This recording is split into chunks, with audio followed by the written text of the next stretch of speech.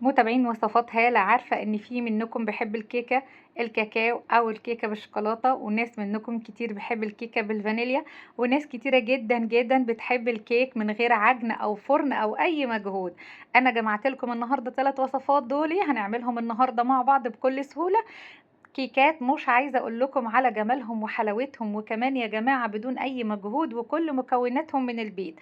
تعالوا نسمي بالله ونصلي على رسول الله. اللهم صل وسلم وبارك عليك يا حبيبي يا رسول الله. ويلا نبتدي في اول وصفة. موضوع الكيكة دي طلعت بقى ترند خطيرة وتستاهل بصراحة الضجة دي. تعالوا نعملها مع بعض كده بتركات بسيطة ومش هتاخد في ايدينا اي وقت او مجهود. نسمي بالله ونصلي على رسول الله. اللهم صل وسلم وبارك عليك يا حبيبي يا رسول الله. بسم الله الرحمن الرحيم. انا معايا شفشق الخلاط العادي بتاعنا اللي احنا بنستخدمه في كل حاجة. نزلت ب4 بيضات بدرجة حرارة المطبخ ورشة كمان من الفانيليا. لو ما عندكيش فانيليا سايلة استخدمي ظرفين من الفانيليا السكر. سهلة ما فيهاش اي حاجة. الكوباية اللي هنستخدمها في كل حاجة. الكوباية اللي عندي سعة الكوباية 250 مللي. هكتب لك كل حاجة في صندوق الوصف بالكوباية وبالجرام. انا عملت ايه دلوقتي؟ معايا كوباية ونص من اللبن، كوباية وربع من السكر، معايا كوباية الا ربع او كوباية الا معلقتين من الزيت وعليه زبدة. عايزة تبدلي بالزيت براحتك، بس الزبدة بتديها طعم وغناوة رهيبة. ومعانا كمان معلقة من الخل علشان كأنها كده محسن للكيك. تمام، هي مش محتاجة خالص وكل مكوناتها بسيطة جدا جدا. المكونات اللي أنا بستخدمها النهاردة لصينية يا بنات 30 في 40 مستطيلة هتشوفوها معايا النهاردة. أنا معايا بولة مغسولة كويس جدا ومتعقمة وناشفة. معايا كمان 3 كوبايات من الدقيق بنفس معيار الكوباية اللي عايرنا بيها كل حاجة سايلة. هنضرب الحاجات السايلة لوحدها وكمان الجافة هنعملها لوحدها. بس لازم ننخل كل كمية الدقيق، يعني لازم كلها تتنخل. ليه؟ هي ما فيهاش اي حاجة، وانا واثقة ان الدقيق كويس جدا لان العطار او اللي انا بجيب منه دايما الدقيق الحاجة بتاعته بتكون نظيفة جدا. هو بصراحة مستلزمات حلواني بس انا بشتري منه وعارفة ناس كتيرة بتشتري منه. فدايما اعتمدي اي حد بيبيع حاجات بسرعة وعلى طول وعنده زباين كتير، اعرفي ان الحاجة بتاعته نظيفة ويعني ما فيش بعد كده. عملت ايه دلوقتي؟ 3 كوبايات دقيق، معايا ظرف كيك شيف، معايا كمان ذرة ملح، معايا كوباية من جوز الهند الطازة. طيب تعرفوا ازاي جوز الهند الطازة؟ بالحركة اللي انا عملتها دلوقتي. ازاي؟ يعني مسكت جوز الهند كده فضل كده شوية على ايدي لزقه في ايدي. ده معناته ان جوز الهند بخيره، مش متشال الخير منه او مش متشال منه اللبن بتاعه. لما بيتشال اللبن بتاع جوز الهند منه او بيتاخد منه الخير بتاعه، سواء المية بتاعت جوز الهند او لبن جوز الهند او زيت جوز الهند، بتلاقي جوز الهند نازل من ايدك ما بيقفش على ايدك ولا بيلزق. ده حاجة. تاني حاجة بتلاقيه خشن شوية وريحته نفاذة بطريقة مش طبيعية. ده جوز الهند الطازة والحلو. ان شاء الله هعمل لكم فيديو كامل عن المكسرات وجوز الهند والحاجات دي بس لرمضان بأمر الله تعالى. ربنا يحيينا ويحييكم يا رب. طيب كوباية الجوز الهند دي أنا عملت ليها إيه بالظبط في الخلاط؟ أنا زودت كمية اللبن لربع كوباية. المفروض تبقى كوباية وربع من اللبن، لا أنا زودت بقت كوباية ونص من اللبن علشان جوز الهند بيشرب كل السوائل. فلازم تعملي حسابك إن جوز الهند لازم يكون ليه معيار معين. تمام؟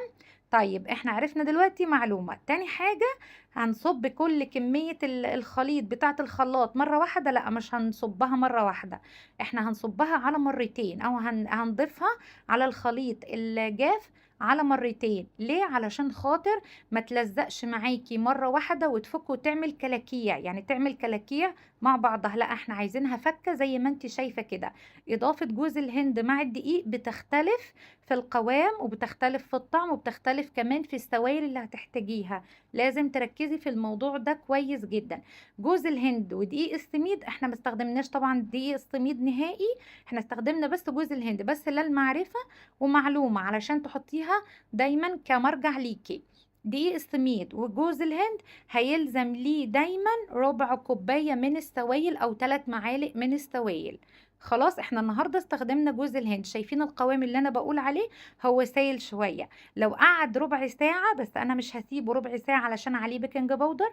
ودايما اتعودي اول لما تيجي مثلا تحطي خليط كيك او بسبوسه او اي حاجه بيتضاف عليها البيكنج باودر، ما تقعديش دقيقتين بالظبط بره الفرن. يعني على طول اول لما تضيفي البيكنج باودر، على طول مع الخليط، اي خليط ايا كان، كيك، اي بسبوسه، اي كيك، اي حاجه، اي حاجه تضيفيها على طول على النار او في البوتاجاز، يعني في الفرن قصدي.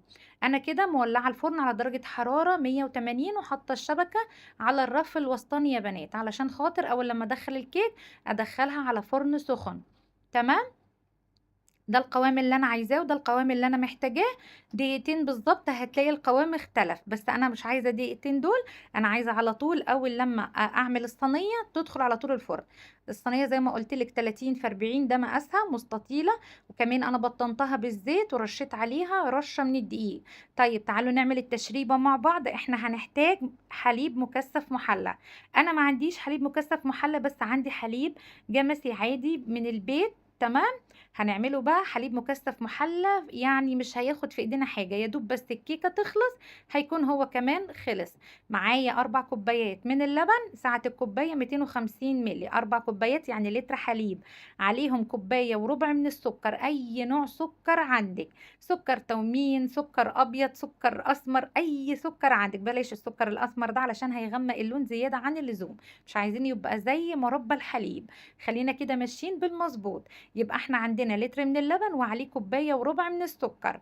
تمام. هو المفروض يكون عليه كوبايتين الا ربع من السكر، بس انا مش عايزة الموضوع يبقى اوفر زيادة، علشان هيبقى عندي كمية كبيرة هستخدمها للكيك وهستخدمها في حاجات تانية.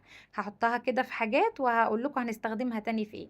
هنسيب الخليط على النار يغلي، وبعد كده هنهدي النار عليه شمعة. نسيبه كده وكل شوية ايدينا فيه نحرك فيه يمين وشمال. ونجيب اللي على الأطراف اللي هي بيبقى وش اللبن، طبعا ده بيبقى قشطة اللبن. ده يا بنات قشطة اللبن، ده يدل ان اللبن ما شاء الله تبارك الرحمن معمول بخير. وانا بصراحة انا كنت جايبة اللبن وما اخدتش الوش بتاعه او اخدت القشطة بتاعته، لا انا يا دوب غليته بس مش اكتر. يعني ما مش بايت في التلاجة. تمام. لو بايت في التلاجة هتشيلي الوش بتاعه وهتستخدميه، لا انا ما بيتوش واستخدمته على طول فورا يعني. هنفضل نقلب فيه كده يمين وشمال لغاية لما نشوف ان القوام بتاعه بيتقل شوية بشوية. وما تستعجلوش، وهقول لكم ازاي هتعرفوا ان الحليب المكثف استوى. طيب كده الكمية بتاعة الحليب المكثف المحلى نزلت نصها بالظبط، هتشوفوا وانا بقلب. دلوقتي انا ضفت كده شعرة من الملح، يعني يا دوب ذرة كده بسيطة لتعديل الطعم وللسنة كمان. هنقلب كده زي ما انتم شايفين لغاية لما نتأكد ان ذرة الملح دي دابت كويس جدا جدا. وبرضو اللبن يا بنات على درجة حرارة يا دوب شمعة. هنفضل نقلب فيه كده. انتوا طبعا ملاحظين ان اللون غير.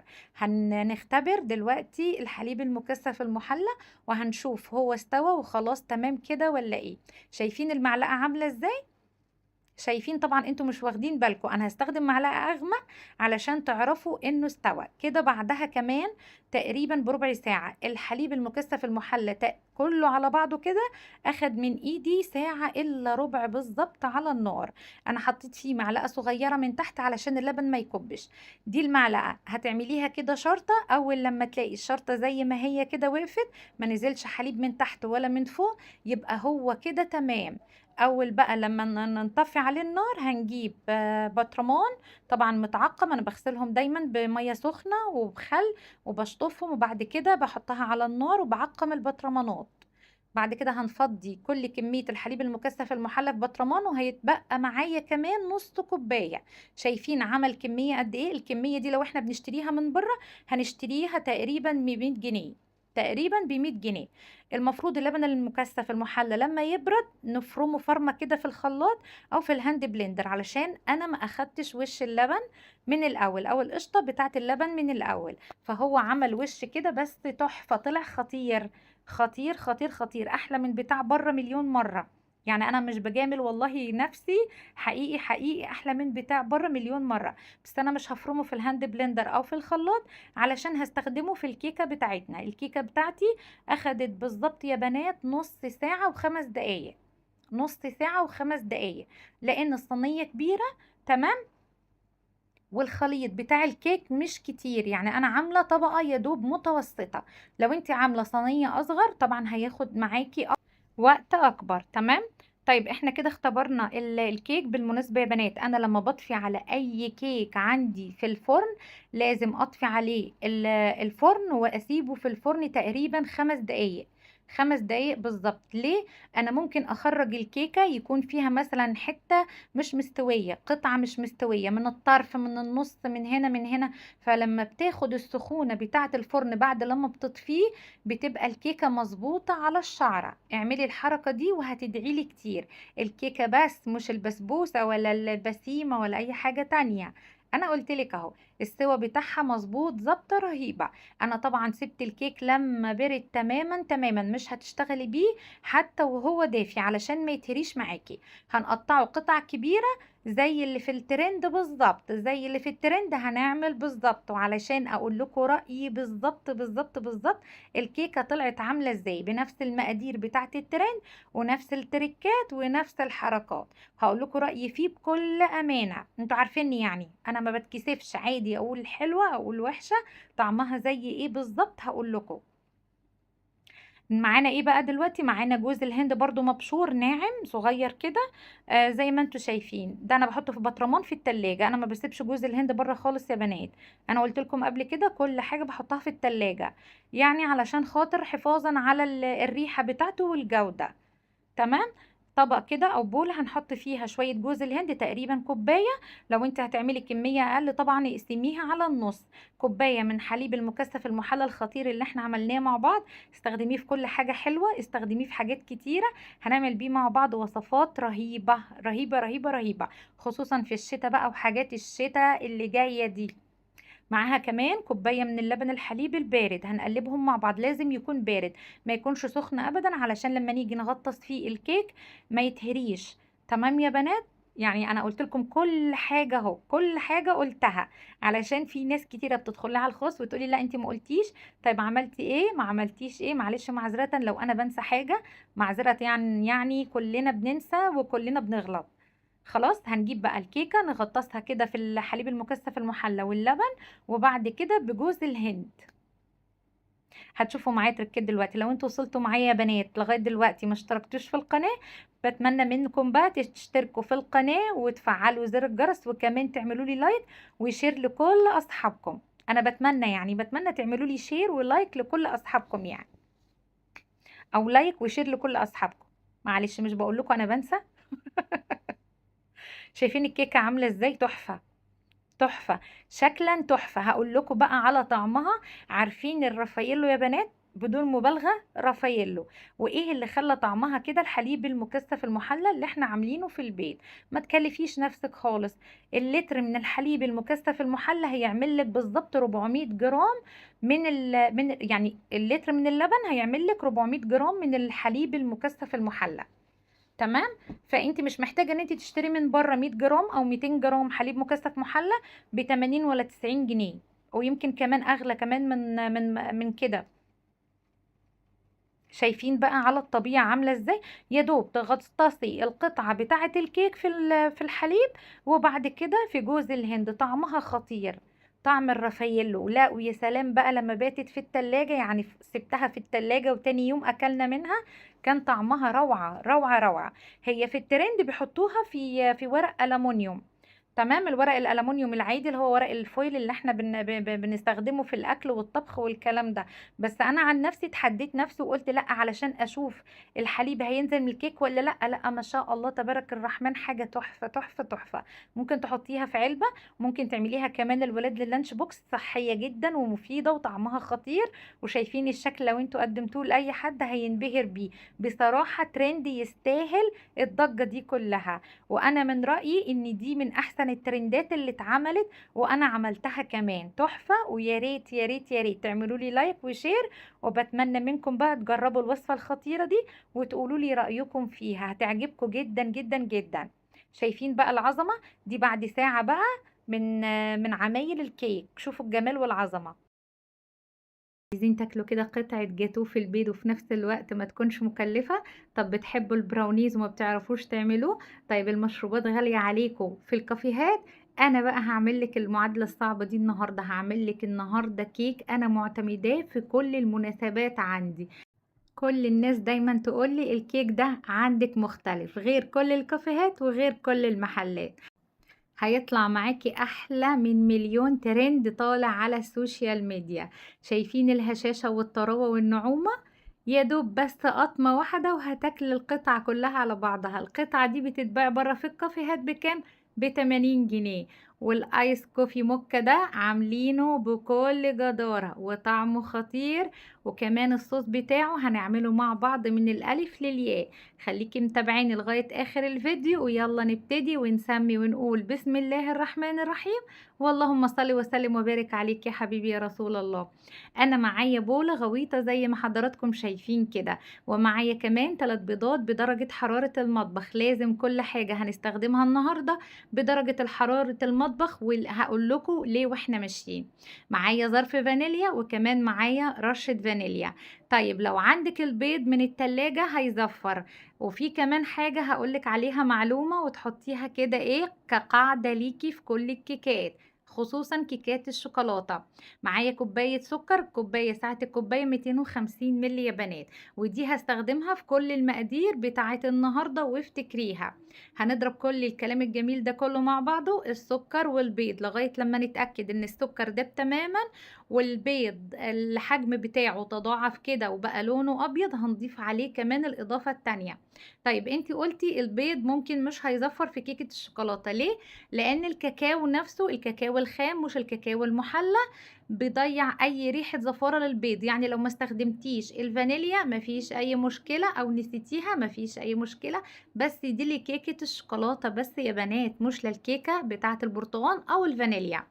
انا معايا ايه دلوقتي؟ معايا كوبايه كامله زي اللي انا كنت ماسكاها دلوقتي زبده على زيت. طيب هتقولي لي يا هاله مش هينفع نستخدم مثلا زيت بس لوحده؟ لا، الوصفه دي محتاجه زبده وزيت.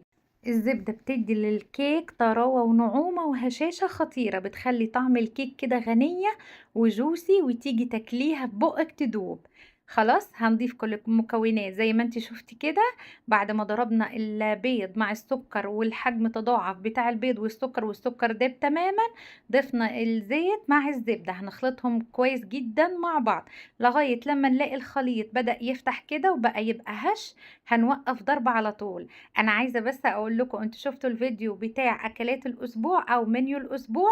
منيو الاسبوع يا بنات اوعوا يفوتكم منيو الاسبوع. كله اكلات اقتصاديه وفي نفس الوقت في لحوم وفي فراخ وفي اكلات اقتصاديه وفي حلويات، في كل حاجه. اوعوا يفوتكم الفيديو. ان شاء الله هينزل لكم كمان اول الاسبوع منيو الاسبوع كامل. فانا مش عايزاكم تتوهوا مني خالص خالص خالص. ما تحملوش اي هم طول ما انتوا معايا. بس اهم من اي حاجة، اعملوا لي متابعة واعملوا لي اشتراك واعملوا لي لايك وشير لكل اصحابكم عشان الفيديوهات بتاعتي توصل لاكبر عدد ممكن. طيب انا عملت ايه؟ وقفت ضرب في الزيت والزبدة والسكر والبيض. بعد كده هضيف كوباية ونص من الدقيق. دقيق الكيك يا بنات، دقيق الكيك. وهنتكلم في الموضوع ده دلوقتي بس عشان ما نتوهش من بعض. بنفس معيار الكوبايه اللي عايرنا بيها السكر والزبده. تمام. انا معايا ايه دلوقتي؟ معايا ظرف كامل من الكيك شيف. كل حاجه هتتنخل زي ما حضرتك هتشوفي حالا.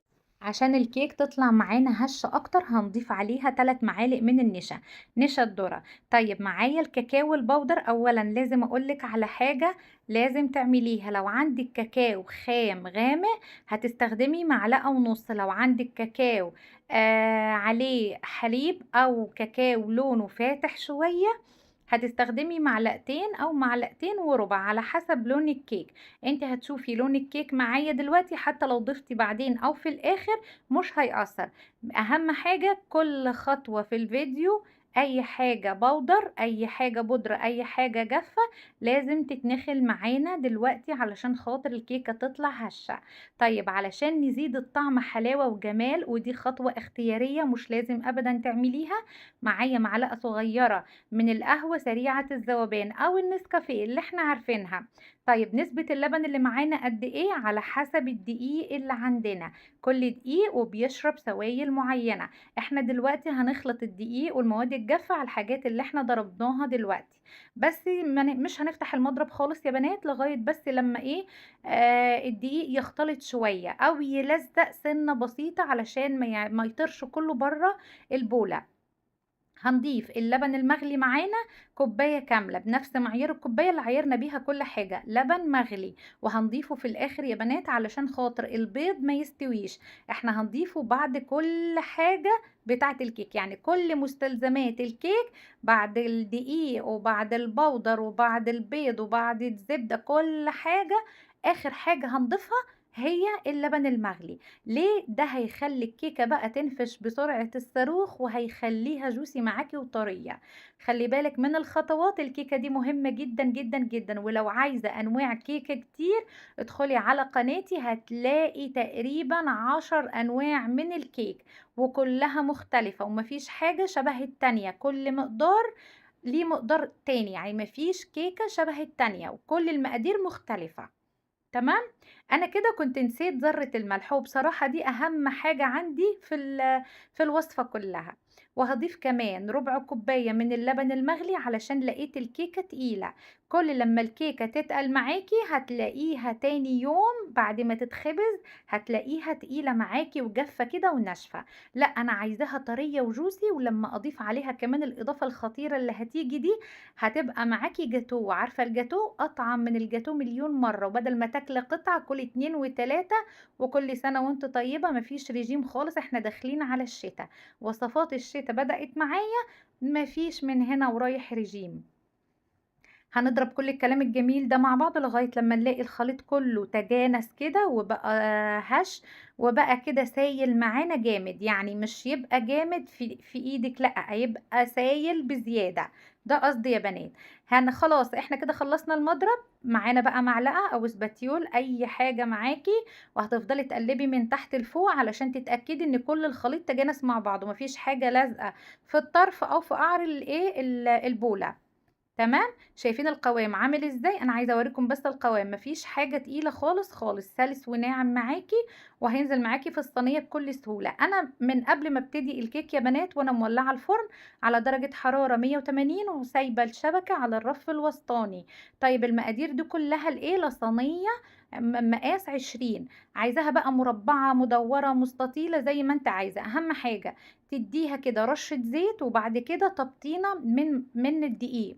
تبطينه من الدقيق يا بنات، يعني هترش عليها رشة زيت كده وتمشيها في الصينية كلها من الجوانب ومن تحت ومن الأطراف، وبعد كده هتديها تبطينة دقيق خفيفة مش تقيلة. تمام. هننزل بكل الخليط وهندخلها الفرن ونقول لها ربنا معاكي. هتقعد بالظبط نص ساعة، بالظبط نص ساعة. هنخبط كده الصينية خبطتين علشان خاطر كل الهواء اللي فيها يطلع وتاخد هواء جديد من الفرن وتنفش بسرعة. تمام. انا معايا كسرولة او طاسة او اي حاجة عندك، هننزل بنص كوباية حليب مكثف محلى. فاكرين البطرمان ده؟ احنا عملنا بيه حاجة حلوة قبل كده وهسيبها لكم في صندوق الوصف، وكانت خطيرة خطيرة خطيرة. ايه هي؟ كيكة جوز الهند اللي عملت قلبان عندي. ناس كتيرة جدا جربتها وطلعت معاهم رهيبة رهيبة رهيبة. وناس كتيرة في الواقع قابلوني وقالوا لي احنا جربنا الكيكة طلعت اجمل من حياتنا. حقيقي واحدة قالت لي والله بالعربي كده يعني، على طول اول ما شافتني قالت لي انا عملت الكيكه بتاعت جوز الهند طلعت احسن من حياتي. ربنا يسعدكم دايما يا رب وتعملوا احسن حاجه. انا ضفت دلوقتي نص كوبايه من حليب المكثف المحلى، وكمان كوبايتين كله بمعيار الكوبايه الواحد اللي احنا استخدمناه في اول الفيديو. كوبايتين من اللبن سواء بقى بارد سخن مش هيفرق معانا. معايا لوح من الشوكولاته او ظرف او بار من الشوكولاته الخام او شوكولاته المطبخ اللي هي سما، بس دي بالحليب يعني مش خام يا بنات. تمام. هننزل بيهم كلهم على النار بس على نار هاديه. ليه؟ علشان الشوكولاته ما تلزقش في قعر الطاسه او قعر الصينيه وهتشيط وهتعمل ريحه وحشه، وكأنك يا ابو زيد ما غزيت، يعني ولا كأننا عملنا حاجة خالص. لا احنا عايزين الوصفة كلها من اولها لاخرها تبقى ناجحة. هنعمل ايه؟ هنهدي النار، واول كده لما نلاقي اللبن بدأ يفور بايدينا بقى ونفضل نقلب. هتقلبي وتخرجي كل كمية الشوكولاتة دي كلها، لازم تسيح ولازم تفك، ومن على الاطراف كمان تقلبي كويس جدا، ومفيش حاجة تلزق في المعلقة ولا حاجة تلزق في الطاسة معاكي. وهتشوفي اللي هيحصل بعد كده. هيحصل ايه؟ اول لما يبتدي في الغليان الخليط الجميل ده او الصوص الجميل ده، طبعا انت شايفاه قدامك. ايه ده؟ هي هالة بتعمل ايه؟ إيه الحاجات دي؟ لا لا لا، استنوني بقى شوية كده. هنسيب الخليط الجميل ده ربع ساعة، وهنفضل رايحين جايين عليه كده على النار نقلب فيه كل شوية. ربع ساعة على نار هادية. هتتفرجي على الجمال والعظمة وعلى صوص عمرك في حياتك ما عملتيه. ما تنسيش ان انا حطيت نص كوباية حليب مكثف محلى. وكمان هتعرفي دلوقتي ايه السر في الصوص ده. الصوص ده دلوقتي لسه مكملش تمام. انت ممكن تاخدي الصوص ده او الكاكاو ده تعمليه كده بالحرف زي ما انا عاملاه دلوقتي قبل ما ينقص. يا دوب بس يفور والكاكاو والشوكولاته تفك معاكي وتقدميه للولاد كمشروب الصبح وهم رايحين المدرسه. انا اوعدك غصب عنهم هيفهموا الدروس وهيفهموا المدرسه وهيستوعبوا الحياه. ليه؟ كميه طاقه مش طبيعيه خصوصا في الشتاء. يعني لو قدمتيه للولاد الصبح ده فكره ممتازه ممتازه ممتازه. اولا الشوكولاته دي شوكولاته خام مش عليها حاجات يعني مهدرجه او حاجه. وغير كده وكده انتي حطاه على لبن حليب صافي عندك، وطعمها بيبقى خطير، وعليها كمان نسبة كبيرة من الحليب المكثف المحلى. فكل حاجة من البيت وكل حاجة انت بتعمليها بتبقى خطيرة. والمشروبات دي بتتباع زي ما هي كده، زي ما انتوا شايفينها كده في الطاسة. حقيقي والله بتتباع بمبلغ وقدره في الشتاء. اسمعوا كلامي انا يا ولاد، بيضيفوا عليها شوية حاجات هبلة كده. اسمعوا كلامي، حاجات هبلة مش حاجات عادية يعني، حاجات هبلة. وبتتباع ب120 جنيه في الكافيهات. خلاص كده احنا كده عدينا الربع ساعة. شايفين بقى القوام بتاع الشوكولاتة عامل ازاي او صوص الشوكولاتة عامل ازاي تقريبا؟ يعني بصوا خلاص هو نقص النص كده، هو كده نقص النص. شايفين بقى القوام من اول ما حطيناه على النار لغاية دلوقتي بقى عامل ازاي؟ تقله بقى فظيع بقى، حاجة رهيبة رهيبة رهيبة. انت ممكن تشيليه تحطيه في بطرمان في التلاجة خلاص، وتزيني بيه اي حاجة عندك. ممكن تحطيه على كوباية ايس كوفي، تحطيه على مثلا كوباية لبن وتديه للولاد الصبح او بالليل، او انت تشربيه حتى تحطيه على القهوة، هيبقى مشروب خطير. انا بقول لكم اهو ناقص تقريبا عقلتين من الصباع، يعني خس النص. خس النص عقبالنا كده لما نخس النص على صحة ان شاء الله. كده خلاص الكيكة خلصت. طلعناها من الفرن بعد نص ساعة زي ما انتم شايفين، واختبرتها وتمام. السكينة طلعت نظيفة جدا. هنقطعها على طول. لو انت عايزة تقدميها مثلا لضيوف اعمليها في طاجن بايركس، او اقلبي الكيك في مكان تاني يعني في طبق التقديم. تمام. هنقطع الكيكه كده وهي سخنه يا بنات. زي ما انتم شايفين انا ماسكه كده في فوطه المطبخ علشان خاطر ما تحرقش. الصينيه سخنه جدا جدا، انا ما سبتهاش في الفرن ولا حاجه. انا خرجتها على طول. ليه؟ لان اساسا من الاول قوام الكيك كان خفيف مش كان تقيل، علشان خاطر مثلا اقفل الفرن عليها واسيبها. شايفين الجمال والعظمه؟ من كتر الجمال الكاميرا هتقع. من كتر الجمال الكاميرا هتقع. شايفين الصوص عامل ازاي تقيل وخطير ازاي؟ رهيب رهيب رهيب. بصوا الشكل عامل ازاي. مش محتاج بقى زبدة ولا محتاج زيت ولا محتاج اي حاجة. بيلمع كده منه لنفسه، والقوام والطعم رهيب. انا عايزاكم تجربوا الكيكة دي، وما تنسوش يا بنات تتفرجوا على الفيديو بتاع اول الاسبوع. لازم ما تسيبوهوش خالص خالص. يعني على قد ما تقدري، دي ميزانية اسبوع كاملة فيها كل حاجة انت عايزاها. الاكلات الدسمة والاكلات الاقتصادية والاكلات السوبر الاقتصادية. تمام. الاكلات الاقتصادية دي بيبقى فيها لحوم وفراخ. خلاص اي نعم لحوم وفراخ بس اقتصادية زي ما انتوا عارفين. انا كل حاجة وليها عندي حل يا بنات، ما تخافوش انا في ظهركم وانا معاكم طول ما انتوا معايا. ما تقلقوش من اي حاجة، هعمل لكم كل حاجة انتوا عايزينها. ما تفكروش، انا اللي هفكر لكم وانا اللي هدبر لكم، وانتوا تمشوا ورايا ملكوش اي دعوة. ملكوش اي دعوة. هنصب بقى كل الخليط، بس الخليط كان برد شوية يعني كان دافي مش سخن قوي يا ولاد، علشان خاطر الكيكة ما تقفش زي كده القفشة اللي احنا بنقفشها على الولاد الصبح وهم رايحين المدرسة. هنشيل الكيكة كده نركنها على جنب، وتعالوا نعمل بقى الايس موكا. الايس موكا ده انا بشتريه من بره في الكافيه ب 120 جنيه، بدون مبالغه ب 120 جنيه، والله ملوه اي صنف طعم يا بنات. يعني انا ببقى عايزه اعرف ايه مكوناته، مش عارفه اجمع ده فيه ايه اصلا، يعني هو فيه ايه؟ انا مش عارفه. هو لونه بني بس الطعم ايه؟ يعني الله يسهل عليهم، والله الله يسهل عليهم. انا جبت كده معلقه من الشوكولاته اللي احنا اخدناها بتاعه الصوص، وبعد كده حطيت مكعبات من التلج. وانا عندي كده فوم من نسكافيه، انا طبعا عاملاه في الفريزر، ولو عايزين الفيديو كامل هسيبه لكم في صندوق الوصف، ويا رب افتكر علشان خاطر انا دايما بنسى. خلاص اخدت كده معلقه من فوم النسكافيه ونزلنا عليها بكوبايه لبن ساقعه او بارده من التلاجة. وشايفين بقى العظمه؟ شايفين الطعم؟ طعمها خطير خطير خطير. كفايه انت اللي عاملاه في البيت، كفايه انت اللي عاملاه في البيت. يا سلام بقى عليها مع قطعه كيك من اللي انا عملتها دي، حاجه عظمه، حاجه رهيبه. ده جاتوه مش كيك ابدا، ده جاتوه مش كيك ابدا. انت ممكن تضحكي على اي حد وتقولي له ان انت جايبه الحاجات دي من بره، هيصدقوكي، والله هيصدقوكي. بس انت هتتقفش عشان انت جايبه كميه كبيره. شايفين الجمال والعظمه؟ انا عايزاكم بقى تجربوها وتقولوا لي رايكم فيها بالظبط بالملي. مقاس الصينيه قلت لكم مقاسها 20 سنتي. تعالوا بقى شوفوا العظمة على الطبيعة عاملة ازاي، القوام عامل ازاي، هشة وخفيفة وناعمة بطريقة مش طبيعية. هي كانت لسه ما بردتش، بس انا صممت ان انا اوريها لكم علشان تشوفوا الشكل عامل ازاي. بصوا كلها شوكولاتة في شوكولاتة. النهارده هنعمل وصفة بقى من الحلويات الجميلة جدا واقتصادية، وطعمها تحفة، وكمان كريمي كده، والطعم خيالي يوديكي في حتة تانية. انا عايزاكم تجربوا الوصفة دي وتقولوا لي رأيكم فيها. بس بجد بجد طعمها خطير واقتصادية وكل حاجة من البيت. يلا نسمي ونقول بسم الله الرحمن الرحيم، ونصلي على رسول الله. اللهم صل وسلم وبارك عليك يا حبيبي يا رسول الله. انا معايا نص كوباية من السكر، اي نوع سكر. معايا 4 كوبايات من اللبن، لبن بقى كامل الدسم خالي الدسم، بس الافضل اعمليه بكامل الدسم.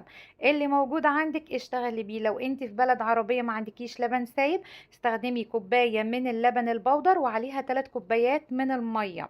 تمام. معايا 3 معالق صغيرين من الكاكاو الخام الاسباني، او الكاكاو الخام المر العادي، يعني مش المحلى. تمام.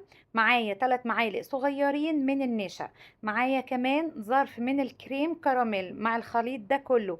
مفيش اكتر من كده. لسه هنضيف اضافة كمان جميلة جدا وهتعجبكم جدا. نقلب الخليط الجميل ده كله مع بعض ونتأكد ان مفيش اي تكتلات خالص، والخليط بقى ناعم حرير كده في ايدينا. تمام. زي ما حضراتكم شايفين في الوقت ده هنحط الخليط ده كله على النار.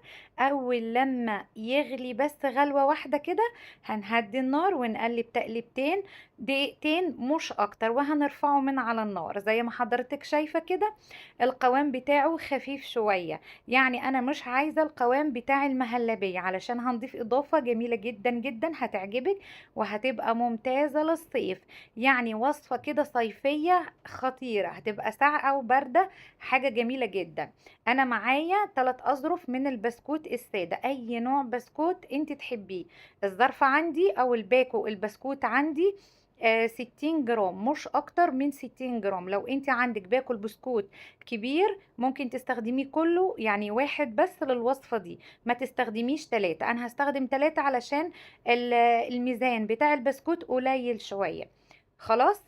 طيب احنا هنعمل فيه ايه؟ هنغطس كده البسكوت في قلب الحاجة الحلوة اللي احنا عملناها دي. الحاجة الحلوة دي انا عايزاكم تجربوها، حاجة حلوة جدا جدا جدا جدا. ده اسمه حلال بسكوت، حلال بسكوت بالكاكاو، حاجة كده عظمة العظمة. حابة تزودي كريم شانتيه، عايزة تزودي مثلا قشطة، عايزة تزودي كريمة لباني، زي ما انت عايزة. انا قلت لكم اسبوع اقتصادي اقتصادي اقتصادي، كل حاجة سهلة، كل حاجة رخيصة، يعني في متناول ايد الجميع. اي حد يقدر يعمله في البيت. واظن البسكوت كلنا عندنا بسكوت في البيت، وسهل جدا ان احنا نجيب ظرف من الكريم كراميل. اظن ده ارخص حاجة في السوق دلوقتي، يعني مش حاجة صعبة ولا حاجة. هنصب بقى العظمة دي كلها في الكوبايات. بس قبل اي حاجة احنا دلوقتي هرسنا البسكوت في قلب الخليط ده كله. عايزة تخففي البسكوت براحتك، عايزة تكتري براحتك، بس ما تكتريش اكتر من اللي انا عاملاه. يعني انا عاملة 3 اظرف، التلاتة وزنهم على بعضهم كده 180 جرام. لو انت عندك باكو بسكوت كبير ما تكتريش او ما تافوريش في الموضوع عشان ما يطلعش الحلى ناشف شوية ويبقى ملزق، لا احنا عايزينه كريمي زي ما حضرتك شايفة كده في اول الفيديو. خلاص طبينا كده القوالب الصغيرة دي، خلاص نقول لها باي باي عشان مش هنشوفها تاني، لاني انا ما شفتهاش غير في الفيديو اللي انتوا شايفينه ده دلوقتي. تمام، هحكي لكم القصه بقى. هنصب في القالب كده يعني بالتساوي، اي قالب انت عايزاه. لو انت عايزه تكملي في الكوبايات او في الكاسات او في اي حاجه للتقديم تمام، مفيش اي مشكله، اعملي اللي انت عايزاه. هي ساعة واحدة بس في التلاجة وهتلاقي القوام مسك على بعضه كده زي المهلبية أو زي الكريمة. هتطلعيه حاجة كده عظمة العظمة، يعني حاجة حلوة كده صيفية خطيرة خطيرة خطيرة. حلى البسكوت ده انا عايزاكم تجربوه، جميل جدا جدا جدا، والولاد كمان هيدمنوه. هندخل كل الكلام الجميل ده، بس الاول بصوا احلى حاجه الاسباتيول البلاستيك دي، رهيبه رهيبه رهيبه، بتلم كل حاجه بصراحه. ده اختراع اختراع اختراع. او السيليكون مش مشكله، ما فرقتش يعني، سيليكون من بلاستيك. هنشيل القوام ده وهننضف كده الصينية زي ما حضرتك هتشوفي دلوقتي. هنشيل كل حاجة من على الأطراف عشان ما تلزقش في الطبق لما نيجي نخرجه أو لما تيجي تقدميه، ما يبقاش فيه حاجة ملزقة وحاجة شكلها مش كويس. لو انت عايزة تقدميه أو تبعتيه هدية لأي حد تمام، انت ممكن تعملي الموضوع ده مشروع وتصبيه في الكوبايات الصغيرة بلاستيك مخصصة لأي حاجة سخنة، هي بتتباع عند أي حد بتاع بلاستيك. خلاص دخلت التلاجة، شايفين لونها اغمق شويه كده وبقى لونها لون الشوكولاته، حاجه كده عظمه العظمه، خفيفه كده ورايقه وبتخلص في 3 دقايق. يعني ده مشروع حاجه حلوه في 3 دقايق، ما بياخدش منك وقت، ما بياخدش منك اي تكاليف، وفي الاخر هترضي كل الناس اللي عندك. مش كل الحلويات يا جماعه بسبوسه وكنافه، لازم نغير في الطعم علشان خاطر نحب ناكل الحاجه الحلوه الساقعه. مفيش احلى من الحاجات البارده في الصيف اللي احنا بنعملها. هنقلب الطبق وهتشوفوا العظمه يا بنات. طبعا انتوا بتسألوا على الكوبايات، انا ما شفتهاش، انا بيت الحاجة، انا سبت الحاجة في التلاجة ما بيتهاش كمان. يعني انا رحت اجيبها ما لقيتهاش، يعني اتاكلت في قطط هنا بتاكل. تمام، بألف هنا وشفا الكل اللي ياكل يا رب. شايفين بقى الشكل عامل ازاي؟ يا سلام بقى لو انا كنت مغرقة الطاجن كله بنفس الخليط. الحمد لله ان انا عملت نصه علشان ما يتاكلش. نزينها بقى بأي حاجة، شوكولاتة سبريد، أي حاجة عندك، شوكولاتة بيضة، شوكولاتة كاكاو، عندك مثلا صوص سبريد، أي حاجة عندك زينيها. عايزة تاكليها كده سادة كليها. كمان أنا عندي لولي، عارفين انتوا اللولي الصغير ده اللي هو بتزين بيه التورتة والحاجات، لولي فضي. اللولي الفضي ده بيدي لون وشكل حلو جدا، يعني بيكسر اللون بتاع الكاكاو. انت عايزة تحطي بقى اي صوص كراميل، اي صوص عندك براحتك زي ما قلت لك، كل حاجة براحتك. لو انت وصلت لغاية دلوقتي ما اشتركتيش في القناة، بتمنى منك تشتركي في القناة وتعملي لي لايك وشير لكل اصحابك، لايك وشير، وبتمنى لك كل خير. وبتمنى كمان ان انت تجربي الوصفة دي وتبعتي لي صورتها وتقولي لي ان انت طبقتيها. حل سهل وسريع ومفيش اسهل من كده ومفيش اوفر من كده. شايفين الجمال؟ عظمة عظمة عظمة، حاجة كده خرافة. والطعم خطير، وكمان يعني القوام بتاعه مش هقولك كريمي، حاجة كده خطيرة خطيرة خطيرة. لما تيجوا تهرسوا البسكوت ما تهرسوهوش كله علشان لما تيجوا تاكلوا كده